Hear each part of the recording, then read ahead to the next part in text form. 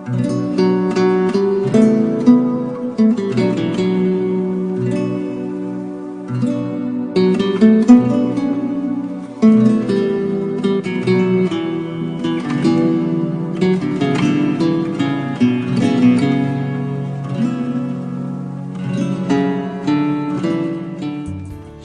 कलीसिया नई दिल्ली द्वारा प्रस्तुत कार्यक्रम आशा की किरणें।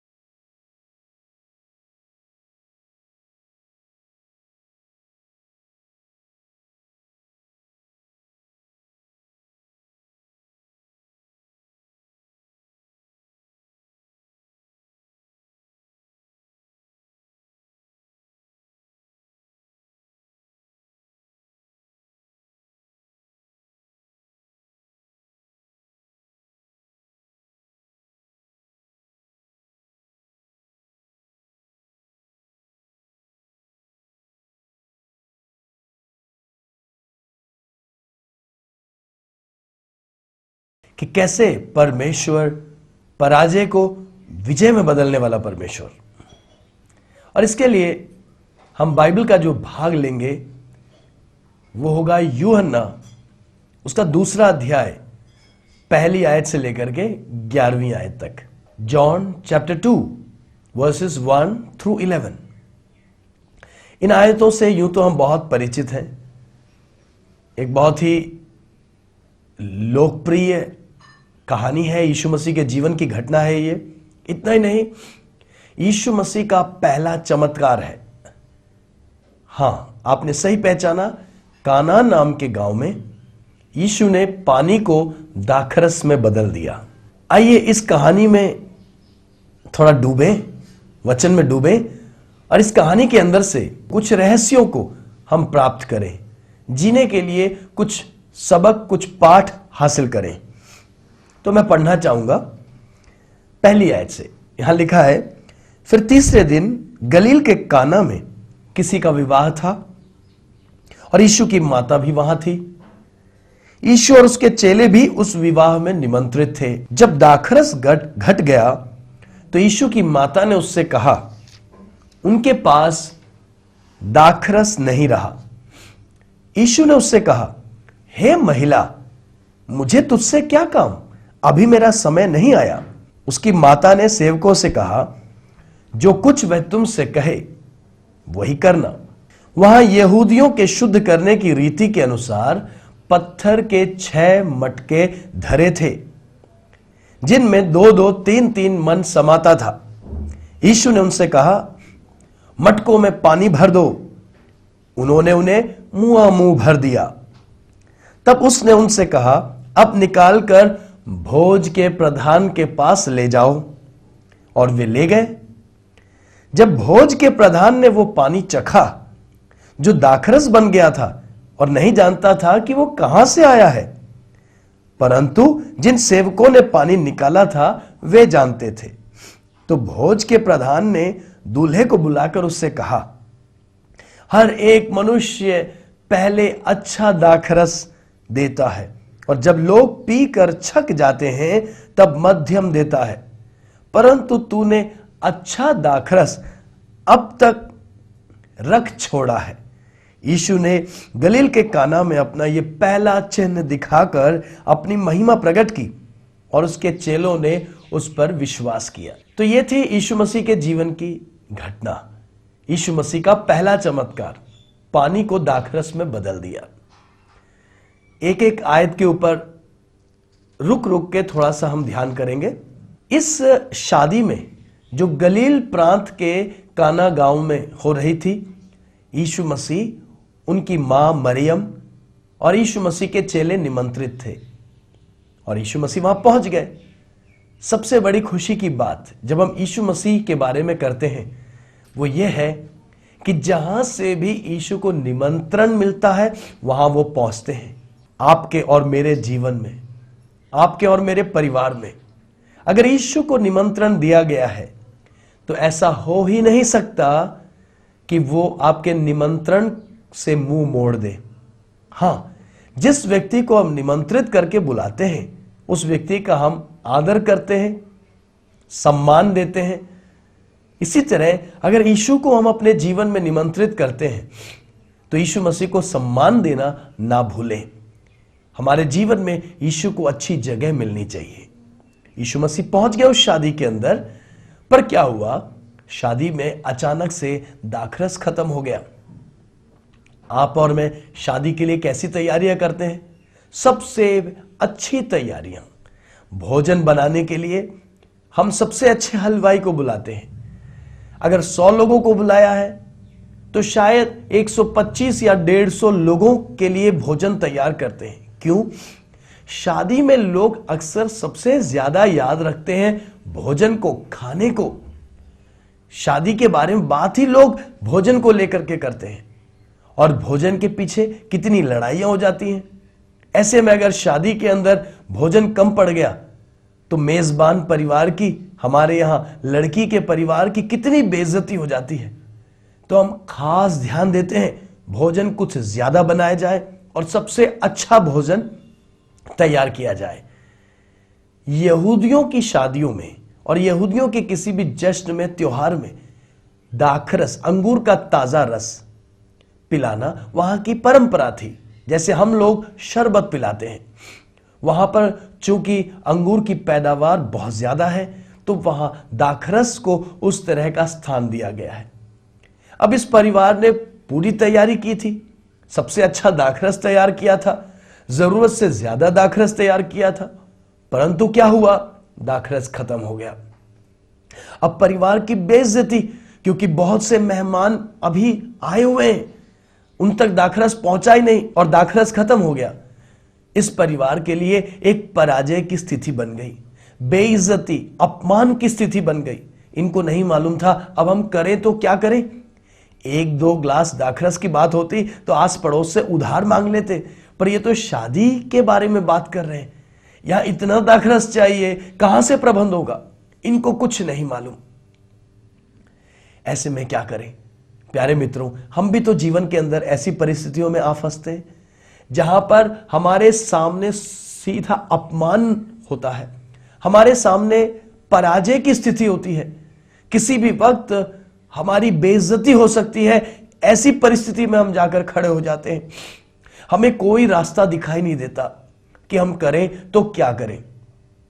पर इस शादी की तरफ ध्यान दीजिए, यहां पर एक व्यक्ति था, या और अच्छी तरह कहना चाहिए एक व्यक्ति थी जो यीशु को जानती थी कि इस भीड़ में एक जन है जिसके पास इस समस्या का समाधान है, और वो व्यक्ति थी यीशु की मां मरियम।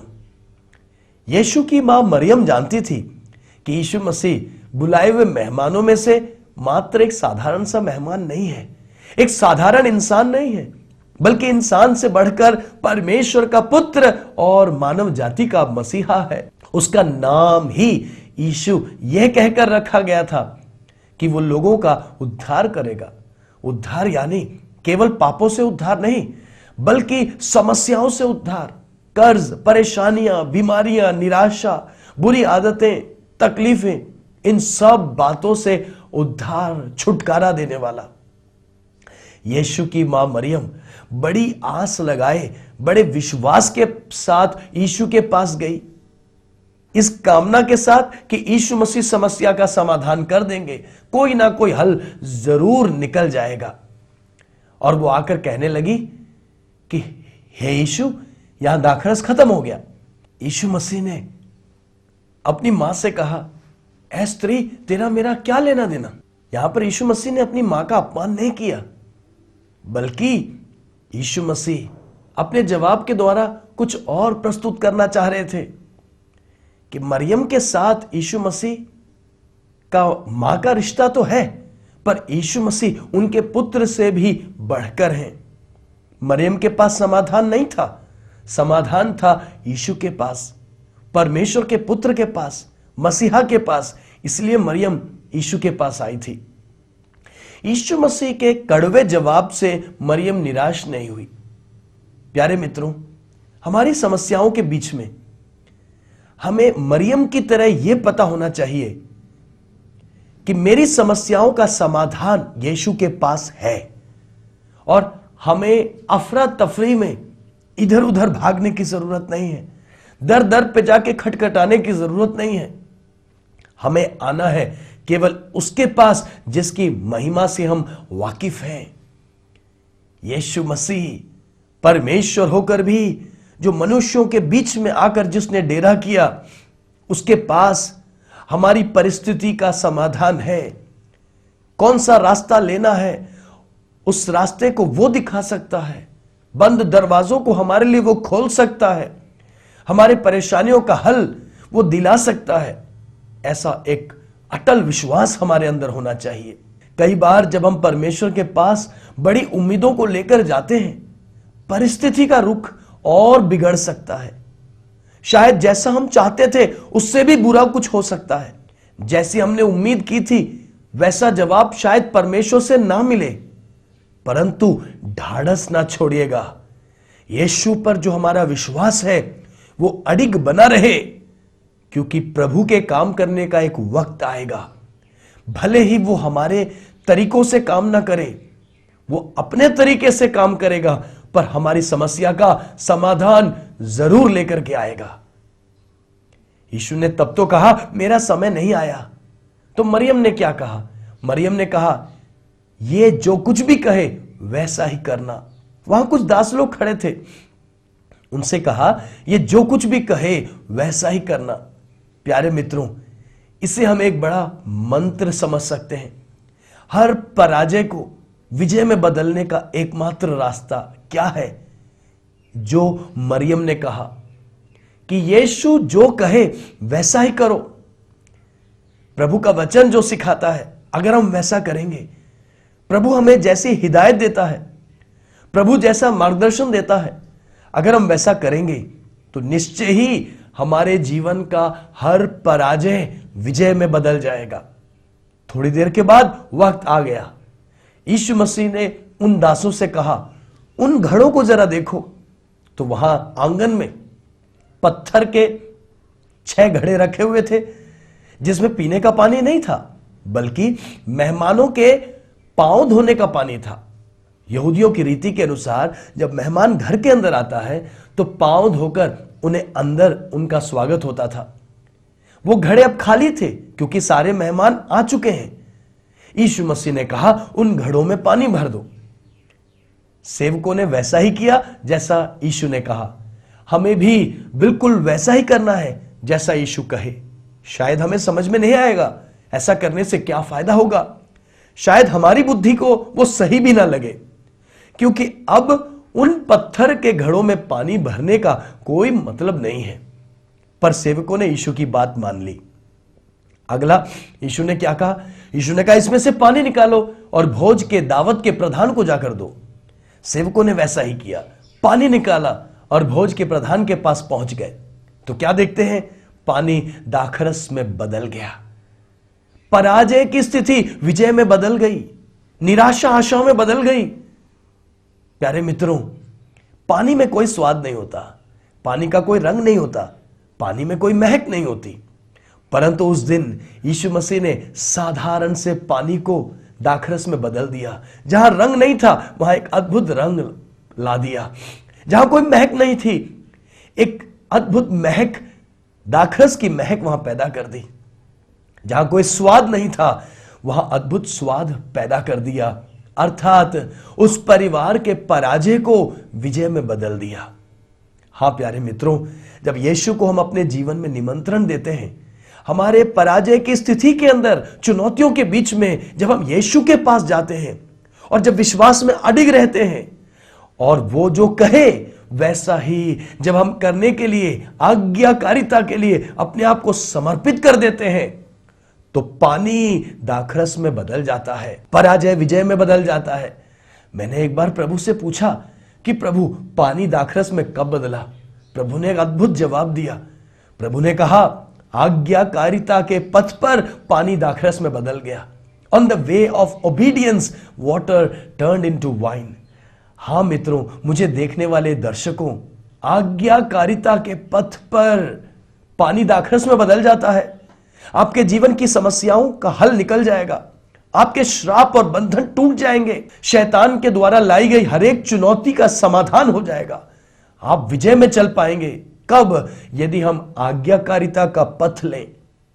आज देखने में आता है लोग इधर उधर भाग रहे हैं, परंतु प्रभु क्या कह रहा है, प्रभु का क्या वचन है, प्रभु का वचन क्या कहता है, उसे सुनने के लिए लोगों के कान खुले हुए नहीं है। प्रभु के वचन के अनुसार चलने के लिए लोगों के अंदर समर्पण नहीं है। छोटा रास्ता ढूंढ रहे हैं, कोई छोटा रास्ता नहीं है। प्यारे मित्रों, आज्ञाकारिता ही एकमात्र रास्ता है। आज्ञा मानेंगे तो आज्ञाकारिता के पथ पर पानी दाखरस में बदल जाएगा। जहां से कोई उम्मीद नहीं थी, पत्थर के घड़े आंगन में रखे हुए, कोई उम्मीद नहीं लगा सकता, वहां से यीशु मसीह ने इतना दाखरस पैदा कर दिया। एक एक घड़े के अंदर 100 से 120 लीटर तक पानी समा सकता था। अर्थात यीशु मसीह ने शून्य में से 600 लीटर से ज्यादा दाखरस तैयार कर दिया। 1 लीटर के अंदर 4-5 गिलास दाखरस आराम से निकल सकता है। बैठे बैठे ही यीशु मसीह ने शून्य में से 2,500-3 हजार गिलास दाखरस तैयार कर दिया। प्यारे मित्रों, अगर आपके जीवन में समस्याएं हैं, परमेश्वर का पुत्र है आपका जवाब। मानव का मसीहा यीशु ही, नाजरत का यीशु ही आपका जवाब है। और वो जब आपको जवाब देगा तो जहां से कोई उम्मीद नहीं लग सकती, वहां से वो आपके लिए रास्ता खोल देगा। विश्वास मत छोड़ना। और एक बात बताकर संदेश को समाप्त करूंगा। दाखरस कैसा था? उस परिवार ने तो अच्छे दाखरस का प्रबंध किया था, पर यीशु ने जो दाखरस बनाया वो उससे भी ज्यादा मीठा था। हां प्यारे मित्रों, प्रभु जो आपके लिए करेगा वो सबसे मीठा होगा।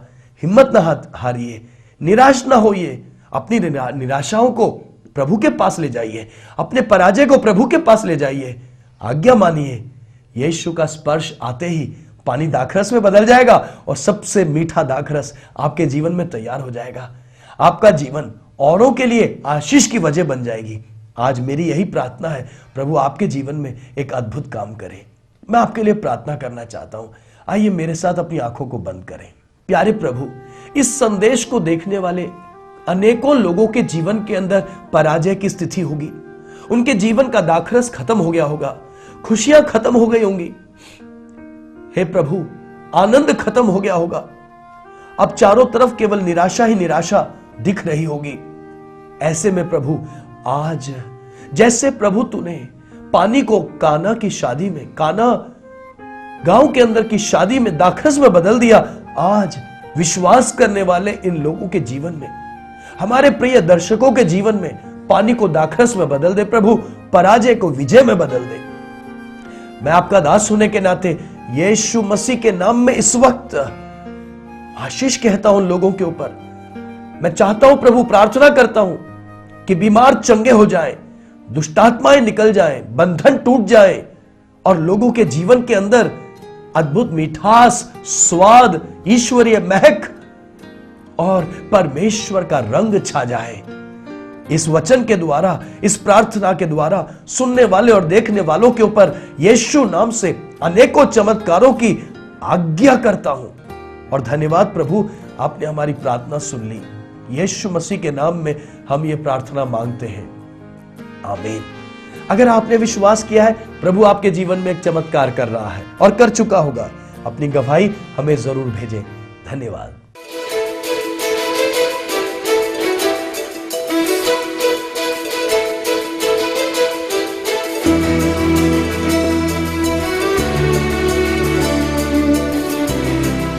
मुझे देखने वाले सभी भाई बहनों को जय मसीह की। मेरा नाम रोजी है और मैं एक गैर मसीही परिवार से हूँ। मैं अपने जीवन की छोटी सी गवाही आप लोगों को बताना चाहती हूँ।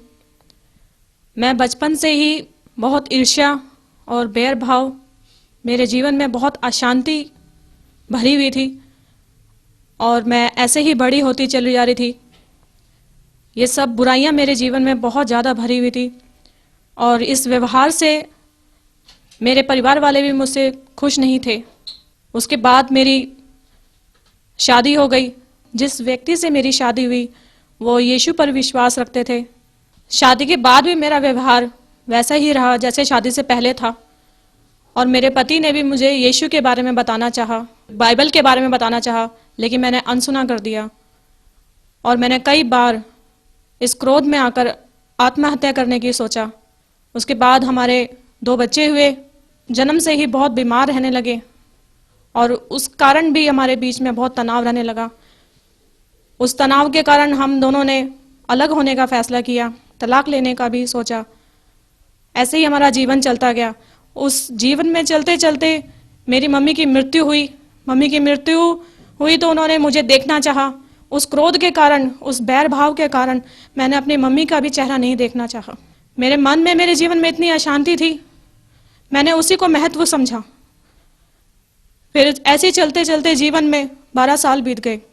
12 साल बीतने के बाद हमारे घर में मेरे पति की कज़न आई। वो पंजाब में रहती हैं, उनका नाम गोगी है। उन्होंने हमें यीशु का सुसमाचार सुनाया। मैंने उनसे बातें करी और जब वो बातें कर रही थी मुझसे यीशु के बारे में, यीशु के वचन के बारे में, बाइबल के बारे में, उन्होंने मुझसे बातें करी। तो जब वो मुझसे बातें कर रही थी मुझे कुछ अनुभव हो रहा था, मुझे कुछ छू रहा था जो मुझे सब कुछ बदलने के लिए कह रहा था। और मैं नहीं जानती थी कि जो मुझे छू रहा है, जो मुझे बदलने के लिए कह रहा है, वो यीशु ही था। और यीशु ने मेरे अंदर अपनी शांति को भरा, अपने प्रेम को भरा, अपनी भलाइयों को डाल दिया। मैं प्रभु का धन्यवाद करती हूँ। और फिर उसके बाद मैंने एक नए अनुभव को, नए आत्मिक प्रकाश को मैंने जीवन में पाया। ऐसे ही करते करते हमारे पति पत्नी में अच्छा जीवन व्यतीत होने लगा और बच्चे बीमार रहते थे, प्रभु ने उनको भी चंगाई दी। शिफालय चर्च से प्रभु ने हमें जोड़ा।